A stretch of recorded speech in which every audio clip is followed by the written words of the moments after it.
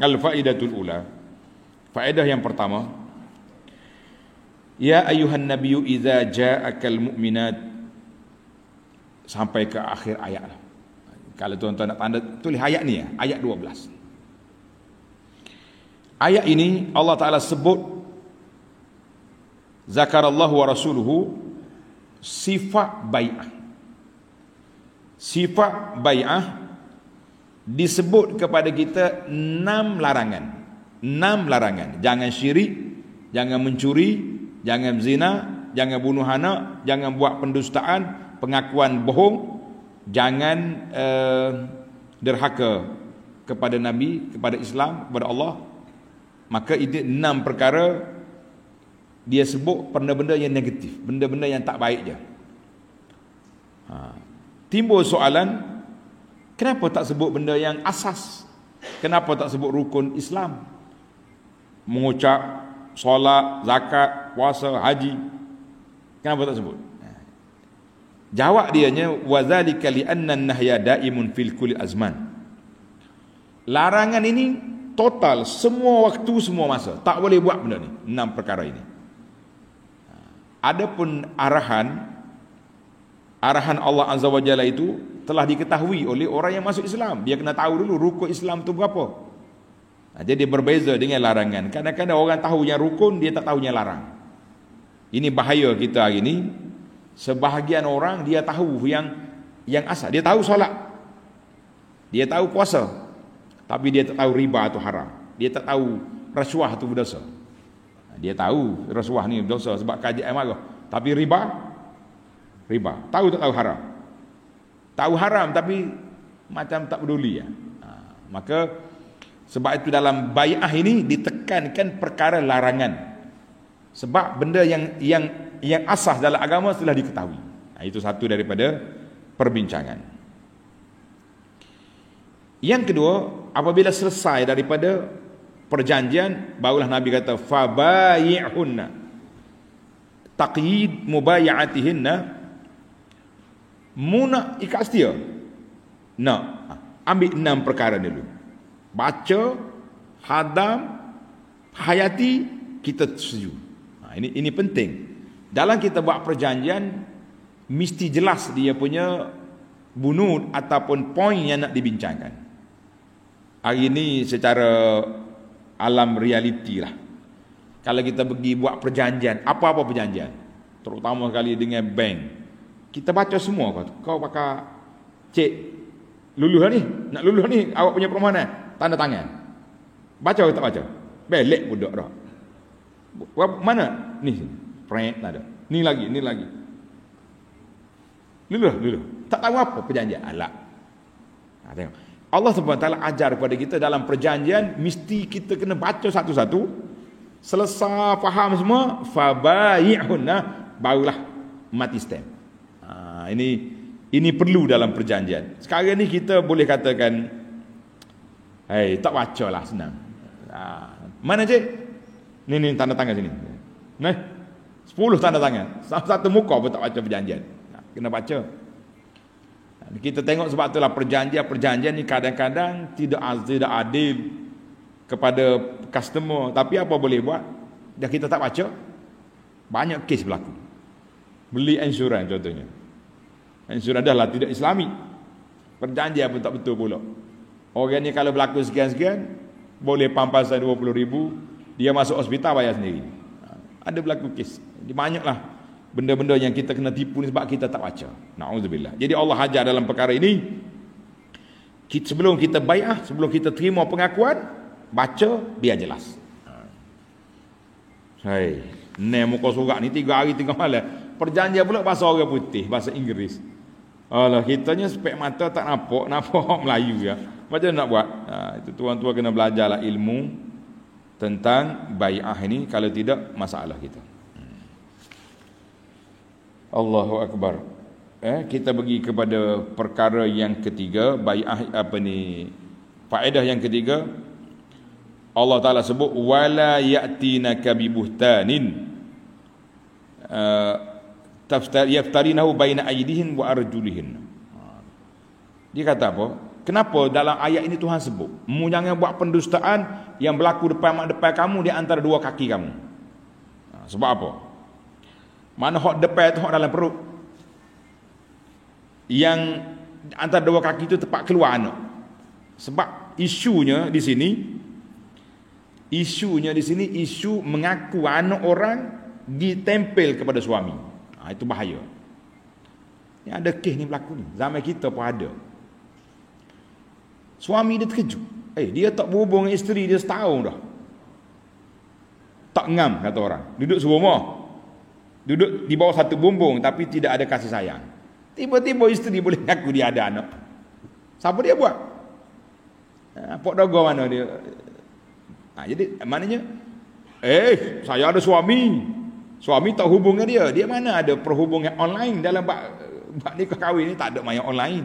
Akad nikah boleh lah kot, tapi dalam bab apa ni nak dapat anak ni tak boleh online, kena on sungguh. Jadi terpanggil, maka dia kata sebab tu Allah sebut sini baina aidihinna wa arjulihin. Depanmu di bawah kakimu. Maknanya yang ada dalam perut ataupun yang sudah keluar. Itu dalam dia punya ayat ini, bahasa Al-Quran ni bahasanya indah. Tak ada lah kita dalam solat kita rasa macam bahasa tak sesuai lah dibaca dalam solat ke depan kanak-kanak, tak ada. Tengok bahasa dia, wala ya'ti nabi buhtani yaftarina baina aidihinna wa arjulihinna. Itu dia panggil semua ayat sindir. Kita faham, tapi tidaklah menunjukkan kelucahan ataupun yang benda yang tidak baik. Tak elok. Lebih-lebihlah dalam majlis ilmu cakap direct benda-benda yang lucah. Tidak kena. Jadi Allah Ta'ala ajar kepada kita bahasa yang boleh digunakan dalam solat, di luar solat, depan orang tua, depan kanak-kanak, semua boleh baca. Mana ada. Sebab itulah dia kata hunna libasul lakum. Isteri kamu tu pakaian kamu. Kamu tu pakaian bagi mereka. Pakaian tu gitulah. Jadi kalau sebut yang lebih-lebih lagi, terkejut pula anak, ngapa dia mak dengan ayah dia. Jadi pelik. Allahu akbar. Baik. Yang keempat, wala ya'sinaka fi ma'rufin. Jangan menderhaka kepada Nabi dalam perkara yang baik. Jadi timbul soalan, qad ulima anna Rasulullah sallallahu alaihi wasallam la ya'muru illa bi ma'ruf. Nabi tak pernah hajar benda tak baik. Tapi kenapa Tuhan kata di sini wala ya'sinaka fi ma'ruf? Mu jangan derhaka kepada kamu dalam perkara yang baik. Ulama kata ayat ini umum. Ayat ini umum. Nabi memang tak akan ajar benda tak baik. Tapi pemerintah lepas pada ni, pemimpin, pemerintah, penguasa lepas pada Nabi, adakah ada standard dia sama dengan Nabi? Jawabnya la, tak sama. Maka Nabi kita buat satu standard, SOP dia nya innamat ta'atu fi ma'ruf. Kita kena taat kepada pemimpin, kita kena taat kepada pemerintah dalam perkara yang ma'ruf. Pemimpin mari suruh buat maksiat, tak wajib taat. Ya awak khawarij, tak taat. La, bukan khawarij. Saya nak jaga akidah saya nak jaga akhlak saya, maka kita tidak akan buat benda yang tidak baik. Fala yuta'u makhluk illa fi ma'ruf. Sama juga isteri wajib taat kepada suami. Setakat mana? Fi ma'ruf, dalam perkara yang baik. Suami suruh solat, suruh jaga aurat, suruh tolong masak, boleh. Tapi kalau suami kata awak ni oleh kerana comel, rambut dia ni macam rambut orang asli nak polah gitu merah, saya nak suruh member my friend tengok you punya kepala, tak wajib pakai tudung hari ni. Tak wajib. Kena pakai tudung juga. Wala, ini kehendak suami, kehendak tok nenek mana pun, kalau nak dedak aurat depan orang lelaki, tak wajib taat. Itu dia panggil tidak wajib taat kecuali dalam perkara yang ma'ruf. Sebab itu Allah sebut wala ya'sinaka fi ma'rufin untuk Nabi. Tapi pemimpin lepas pada ni kita kena taat, tapi bukan dalam perkara yang maksiat. Dalam perkara ma'ruf, na'am, kita taat. Baiklah, yang kelima sebagai penutup, kita balik semula kepada ayat 2:13, ayat yang terakhir, ya ayyuhalladzina amanu la tatawallaw qauman ghadiballahu alaihim. Sekali lagi Allah SWT peringatkan kepada kita, orang beriman, di awal surah dulu aku dah pesan kepada kamu jangan ambil orang kafir sebagai teman setia. Sekali lagi diulang di sini supaya orang panggil mantap mula, akhir, dua pesanan. Ini satu benda yang cukup besar. Dan Allah gambarkan puak kafir ni, yaisu minal akhirah, mereka tak ada harapan lagi untuk mendapat kebaikan di akhirat, sebagaimana orang kafir menyesal dalam kubur yang tidak berfaedah. Jadi kalau orang ini macam ni orang, kenapa kita nak buat teman rapat dengan dia? Kita ni orang beriman, kita yakin ada Tuhan, kita yakin akan hidup balik di akhirat. Tapi kenapa kita nak ambil kawan-kawan yang tidak boleh memberi pertolongan kebaikan kita di akhirat? Dalam hadis, bila seorang sahabat mari tanya Nabi sallallahu alaihi wasallam tentang kiamat,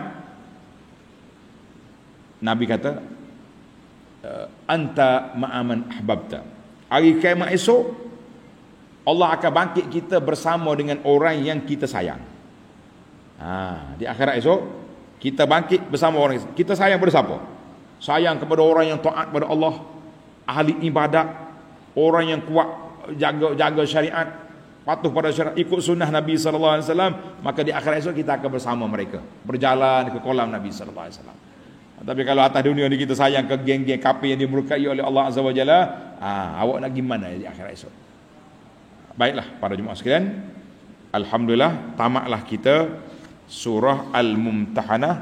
Hanya surah yang pendek ini sebanyak 6 siri kuliah. Ini adalah merupakan yang terakhir dalam perbincangan kita pada hari ini. Alhamdulillah tamatlah surah Al-Mumtahanah. InsyaAllah kita akan sambung lagi dalam siri yang akan datang, surah As-Saff. Surah As-Saff InsyaAllah dalam siri yang akan datang. Surah As-Saff ni pendek juga ni, mengandungi 14 ayat jadinya. InsyaAllah kita akan sambung. Subhanakallahumma wa bihamdika, asyhadu an la ilaha illa anta, astaghfiruka wa atubu ilaik. Wa sallallahu ala nabiyyina Muhammad wa ala alihi wa sahbihi ajma'in. Walhamdulillahi rabbil alamin. Jadi tuan-tuan dan puan-puan yang duduk di kawasan hujan, kawasan hujan ni, kena ingatlah ni, dalam buku Perisai Muslim tu ada. Saya pun buat poster-poster yayasan pondok pun kita sudah keluarkan. Di antara doa yang kita kena baca bila turun hujan, kita kata Allahumma sayyiban nafi'an, ya Allah jadikan hujan ni memberi manfaat kepada kita. Jangan hujan. Dan kalau hujan tu lebat, kita baca Allahumma hawalaina wala alaina, ya Allah bawalah hujan ni ke tempat lain, janganlah timpa ke atas kami.